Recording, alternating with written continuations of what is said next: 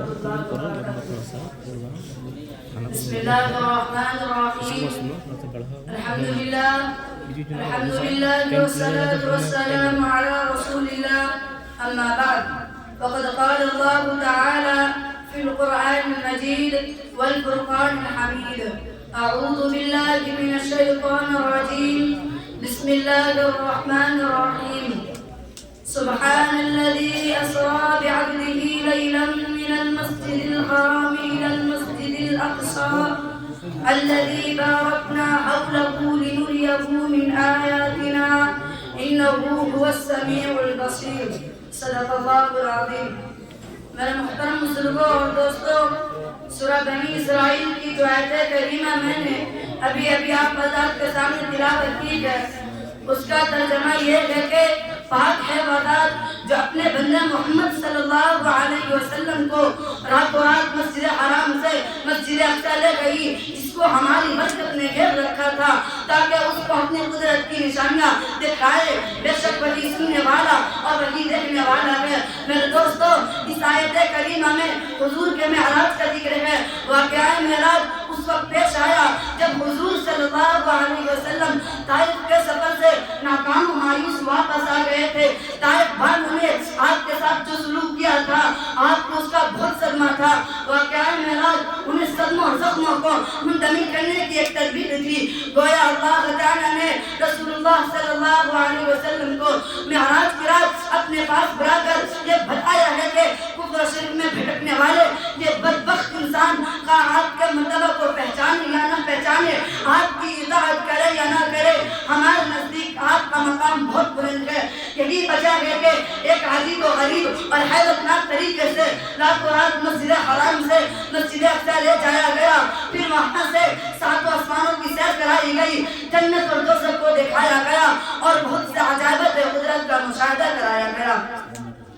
واقعہ معراج خاطر اعتبار سے کتنا ہی عجیب کیوں نہ ہو، مگر اللہ تعالیٰ کے بے مثال قدرت و طاقت کے آگے کوئی عجیب نہیں ہے۔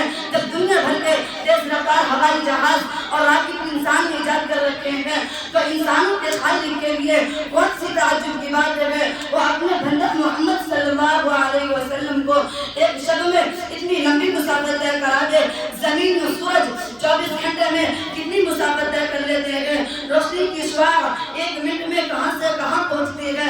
بادل کی بجلی مشرق میں چمکتی اور مغرب میں دکھتی ہے۔ جس خدا نے یہ چیزیں پیدا کی ہے وہ قادر مطلق اپنے حبیب صلی اللہ علیہ وسلم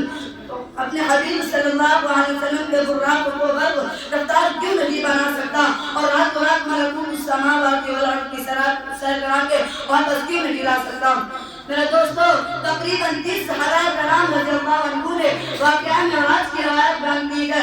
روایات کا خلاصہ یہ ہے کہ معراج کی رات حضور اکرم صلی اللہ علیہ وسلم ام ہانی کے گھر تھے، وہیں حضرت ابراہیم علیہ السلام تشریف لائے اور حضور کو مقام قدیم لے گئے۔ وہاں انہوں نے حضور کے سینہ مبارک کو چاک کیا، پھر قلب مبارک کو زمزم سے دھویا اور ایک سونے کا تخت لائے جو ایمان و حکمت سے بھرا ہوا تھا اور سب سینہ مبارک میں ڈال دیا۔ پھر براق حاضر کیا جو ایک سفید رنگ کا جانور تھا، دونوں ہاتھ میں گدھے سے بڑا اور کھچر سے چھوٹا تھا۔ اس کی رفتار کا یہ عالم کر کے منتہائی نگاہ پر اس کا ایک قدم پڑتا تھا۔ حضور اس پر سوار ہو کر مسجد اقصی تشریف لائے، جہاں تمام انبیاء کرام منتظر موجود تھے۔ چنانچہ حضور اقدس صلی اللہ علیہ وسلم کے اقتداء میں سارے انبیاء کرام نے 2 رکعت نماز ادا کی۔ نماز کے بعد حضرت ابراہیم علیہ السلام 2 پیالے لے کر آئے، جن میں سے ایک میں دودھ تھا اور دوسرے میں شراب۔ حضور صلی اللہ علیہ وسلم نے دودھ بھرا پیالہ لے لیا۔ یہ دیکھ کر حضرت ابراہیم نے فرمایا: اختارت الفطرہ، اے محمد صلی اللہ علیہ وسلم، آپ نے فطرت سلیمہ کو اختیار کیا۔ پھر حضرت ابراہیم آپ کو لے کر آسمان کی طرف چلے۔ سب سے پہلے آسمان دنیا یعنی پہلا آسمان آیا۔ حضرت ابراہیم نے آسمان کا دروازہ کھلوایا، آسمان کے خازن نے دریافت کیا کون ہے۔ حضرت ابراہیم نے اپنا نام بتایا۔ خازن نے خود پوچھا آپ کے ساتھ کون ہے، تو حضرت ابراہیم نے فرمایا معي محمد صلی اللہ علیہ وسلم، میرے ساتھ محمد صلی اللہ علیہ وسلم ہے۔ خازن نے پوچھا کیا حضور کو یہاں بلوایا گیا ہے؟ حضرت ابراہیم نے فرمایا ہاں انہیں یہاں بلوایا گیا ہے۔ خازن نے یہ کہتے ہوئے آسمان کا دروازہ کھول دیا۔ مرحبا بنی عمل مجید ہوا، مرحبا خوش آمدید، آپ کا آنا مبارک ہو۔ حضور آسمان